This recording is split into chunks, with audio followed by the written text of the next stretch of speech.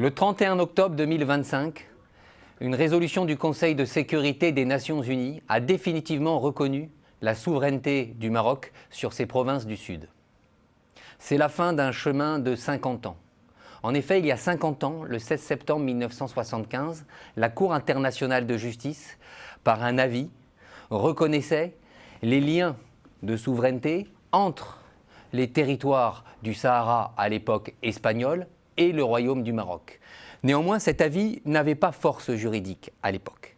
Il a simplement permis, il a donné néanmoins la légitimité pour la communauté internationale à la marche verte organisée par le souverain Hassan II le 6 novembre 1975, à l'occasion de laquelle 350 000 Marocains ont montré pacifiquement au monde entier que les territoires de la Sakia El Hamra et du Rio del Oro étaient marocains ou n'étaient pas.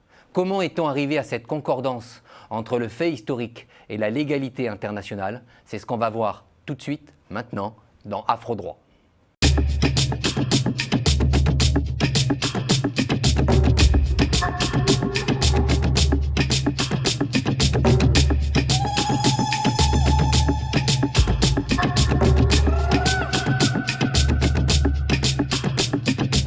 Ce soir, pour évoquer ce sujet avec nous, nous accueillons M. Bachir Edril.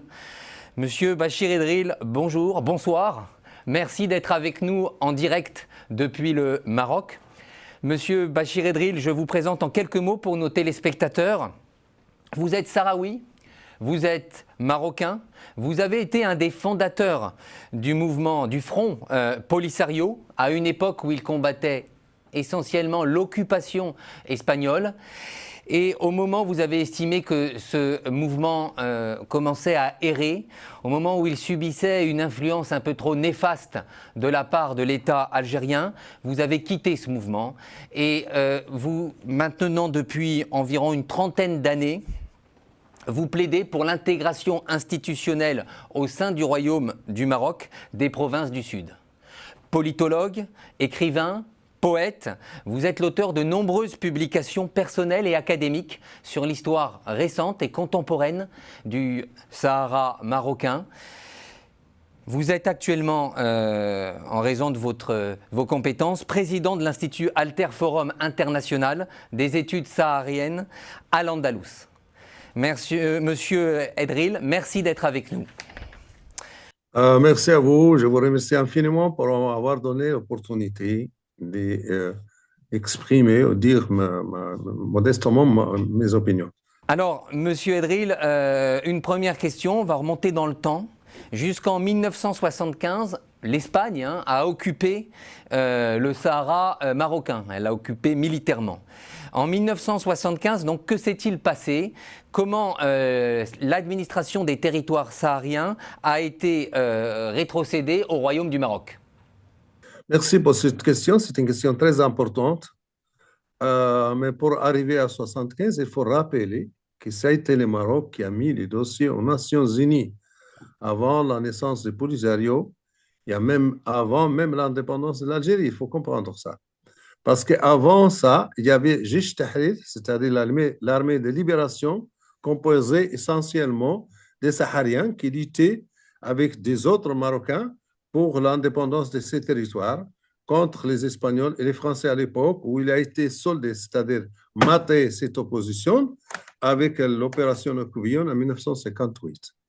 À partir de là, l'Espagne a commencé à créer, c'est-à-dire elle a décrété que ce territoire, Saguer Hamra Rio de Oro, c'est une province espagnole. Il a été une province espagnole dans le sens que il y avait disons, des objectifs espagnols notamment à l'époque, mais ils ont commencé à relâcher quelques territoires comme ça a été Tarfaya en 1958, après Ifni en 1969, et après le Sahara, après les négociations, une fois que le tribunal de La Haye il a reconnu que la majorité des tribus ont des allégeances avec les rois et les sultans marocains.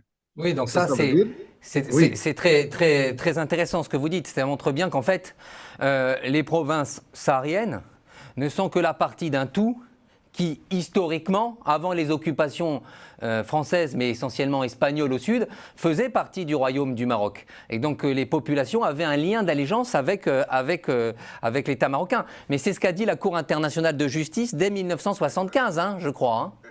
Exactement. C'est ça qu'a dit la Cour. Malgré que la Cour internationale de justice, il n'y avait personne qui parlait les Hassani et personne spécialiste dans les territoires. Alors, mais l'histoire, elle est là. Il y a l'histoire, elle est là. Moi, j'aimerais bien que quelqu'un qui se dise qu'il n'a pas de relation avec le Maroc, qu'il nous donne, qu'il nous montre, c'est-à-dire ces allégations. Parce que comme ça, on peut vraiment discuter. Mais l'Espagne, ils savent vraiment pourquoi l'Espagne, il a négocié avec le Maroc en 1975 et pas avec l'Algérie. Pourquoi? Non, non, mais c'est effectivement un fait historique, oui. Parce qu'il n'y avait C'est pas de un fait raison peut-être de historique. négocier avec l'Algérie. Il a été ratifié pour les représentants de l'Assemblée générale sahraoui, parce qu'il y avait une assemblée qui a été élue par les tribus dans les territoires occupés par l'Espagne, où il y avait, c'est-à-dire dans les paragraphes 3 de ces accords avec le Maroc, il y a la ratification de Jama'a, parce que ce Jama'a, c'est la représentante des populations, parce qu'ici, il ne faut pas mélanger la terminologie occidentale chez, par exemple, le Polisario en disant un peuple, il y en a des tribus. Alors, Oui. c'est effectivement un point essentiel que vous soulevez. Que vous soulevez là, on l'a bien compris, la résolution 2797 du Conseil de sécurité des Nations Unies entérine définitivement la souveraineté marocaine sur les provinces du Sud. Ce point est réglé. Ce qu'on a dans la résolution, c'est qu'il y a une volonté effectivement d'associer les populations au futur statut de ces territoires dans l'ensemble marocain, sous souveraineté marocaine. Alors justement, puisque vous êtes sahraoui, vous êtes né, vous avez grandi au Sahara, Monsieur Edril. Aujourd'hui, que pouvez-vous nous dire sur ces populations sahraouis qui vont avoir à s'autodéterminer et à se prononcer sur l'autodétermination? Où sont-elles concrètement aujourd'hui ces populations dans le Sahara et quel est leur état d'esprit?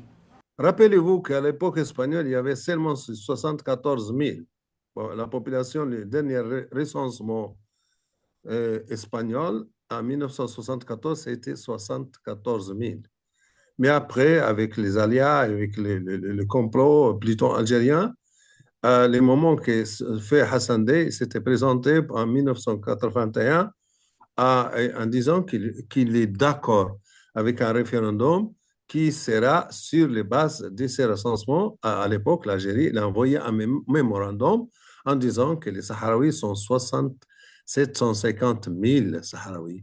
Le moment qu'il a commencé l'UNI, c'est-à-dire le dernier recensement de l'UNI en 1999 ou 98, a retenu qu'il y a dans les territoires actuels marocains, il y a 61% des Sahraouis d'origine.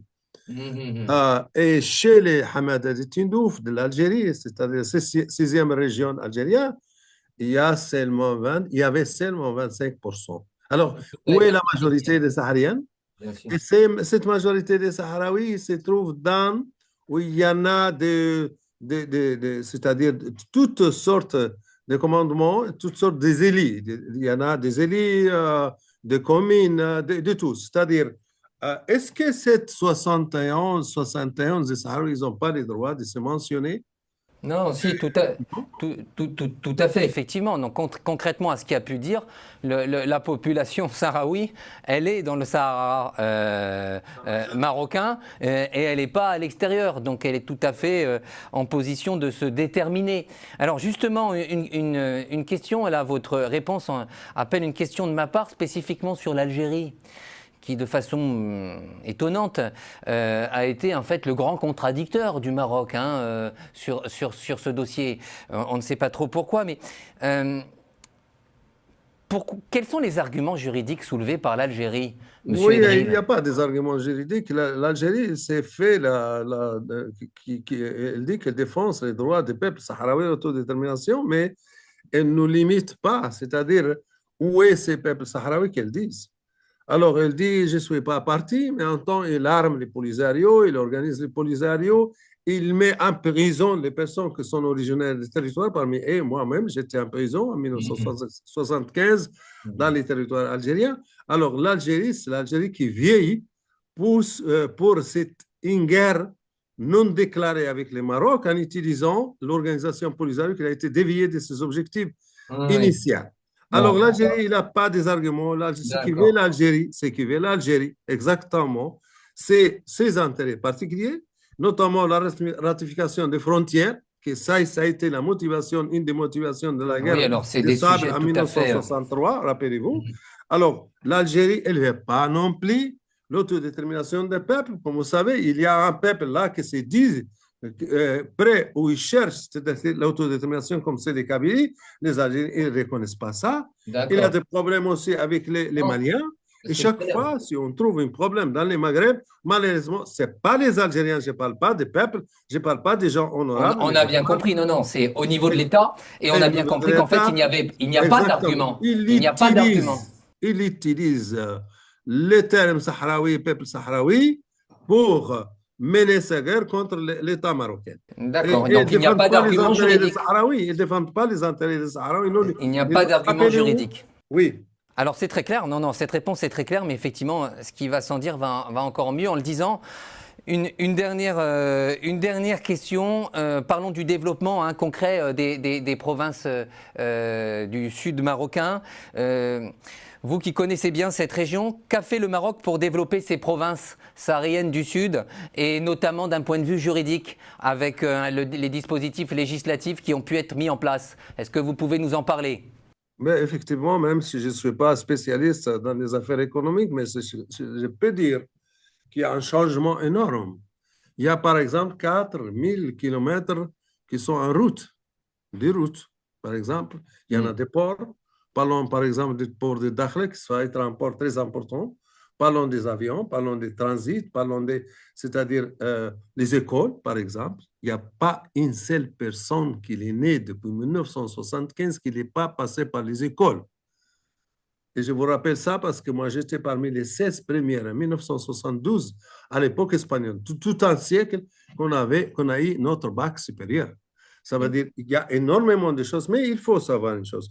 Maroc, il est en train, depuis l'avènement du roi Mohamed VI, il a commencé vraiment avec un plan stratégique extraordinaire. Mais il y en a des failles encore, mais c'est normal parce qu'on est en train toujours de faire des choses et de corriger des choses. Mais si on fait une comparaison avec avant 1975 et actuellement, vraiment on fait une aberration et un erreur grand, très grand, parce que chez nous, là, au Sahara, il y a effectivement un changement très, très important. Et j'espère que les personnes qui n'ont pas encore vu les territoires, ils peuvent dire qu'il n'y a rien, mais moi, je dis que oui, il faut seulement visiter Dakhla ou Lyon, par exemple, au Smara, ou une de ces villes.